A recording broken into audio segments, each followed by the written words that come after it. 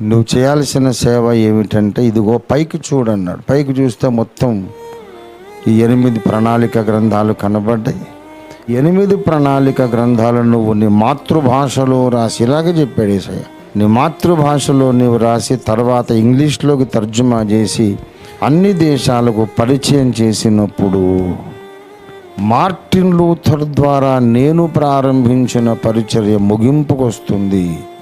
ఇది నీకు అప్పగించిన బాధ్యత అన్నాడు ఆయన. నేను బయటకు వచ్చిన తర్వాత 2-3 చోట్ల సాక్ష్యం చెప్పా. నవ్వారు జనాలు. నాకు చాలా ఇన్సల్ట్ అనిపించింది. నేను చెప్తుంటే అప్పుడే సభలో నవ్వుతున్నారు. 8 పుస్తకాలు రాయాలి, మార్టిన్ లూథర్ ద్వారా మొదలుపెట్టిన పరిచర్య నా పరిచర్యతో ముగింపు అవుతుందంటే, అంటే ఇతడు లూథర్ అంతటి వాడనే కదా, మరి ప్రారంభకుడు ఆయన, ముగించేవాడు ఈయన. అంటే ఆ లెవెల్లో ఉన్నట్టే కదా. అంటే ఏమనుకుంటున్నాడు? ఓఫీర్ తన్ను తాను ఇంత హెచ్చించుకుంటాడా? ఇంత గర్వమా? అంటే నేను దేవుడు చెప్పిన మాట చెబుతున్నానండి.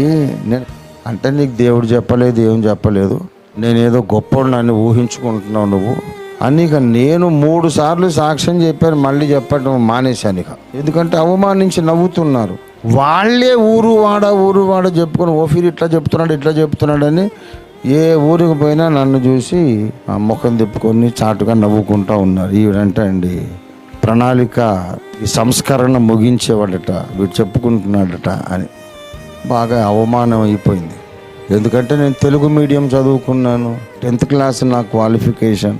వీడేం చేస్తాడండి ప్రపంచ సంస్కరణ అంటాడు అని నవ్వుతున్నారు. మనస్సులో మాత్రం కంఠం మోగుతానే ఉంది.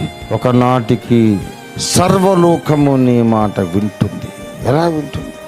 పుస్తకాల రచన మొదలు పెట్టమన్నాడు దేవుడు. యుగాంతం రాశాను. అదో పెద్ద కథ, పెద్ద పోరాటం. ఆ తర్వాత నాకు వివాహమైంది. ఆ వివాహం పెద్ద పెను తుఫాన్లో చిక్కుకుపోయింది. ఆ తర్వాత పరిశుద్ధ దేవుని గురించిన జ్ఞానం రాశాను. ఇలాగా ప్రతి పుస్తకానికి ఒక భయంకరమైన యుద్ధం. అన్ని పోరాటాలు పోరాడి దేవుని కృపను బట్టి 8 పుస్తకాలైతే ముగించడం జరిగిపోయింది. ఎప్పుడైతే యుగాంతము, పరిశుద్ధ దేవుని గూర్చిన జ్ఞానము, దేవుని విశ్వ ప్రణాళిక అనే 3 పుస్తకాలు వచ్చినాయో జనం నవ్వడం మానేశారు. ఒరే వీడు 10th క్లాస్ కాదు రోయ్, వీడు తెలుగు మీడియం కాదు, వీడు ఏదో మానవాతీతుడు.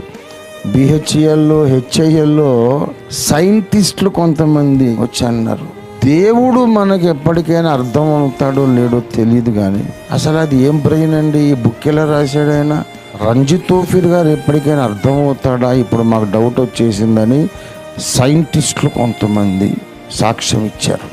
ఇక జనం నవ్వడం మానేసి నన్ను ఒక భూతాన్ని చూసినట్టు భయంగా చూస్తున్నారు. అంతకుముందేమో నేను వాళ్ళని చూసి భయపడేదా, ఇప్పుడు ఉల్టా రివర్స్ అయింది. వాళ్ళు నన్ను చూసి భయపడడం మొదలైపోయింది.